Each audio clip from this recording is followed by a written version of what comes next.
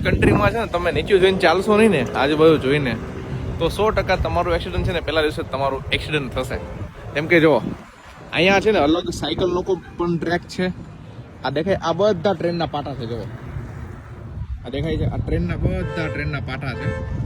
અને સેમ પાછું આ જ જગ્યા પછી જો કાર વગેરેમાં પાછી આ જ રસ્તા ઉપરથી ચાલે. આ જો આ સાયકલ વાળા છે, પછી આ બાઇક વાળા. આ જો ટ્રેન આવી ગઈ પાછી.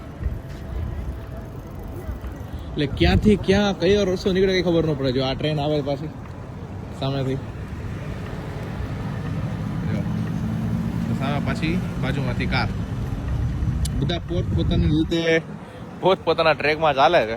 આપણે ઇન્ડિયા વાળાને છે ને આદત ન હોય પ્રોપર ચાલવાની, તો બની છે ક્યાંક ને ક્યાંક ઠોકાઈ જાય. આ જો આ ટ્રેન નીકળી જાય, ટ્રેન ગઈ ને તરત આગળ ગાડી ગઈ. પેલા એ પાછું એવું નહીં કે ટ્રેન ધીરે ધીરે ચાલે, ટ્રેન એ પછી સ્પીડમાં ચાલે છે.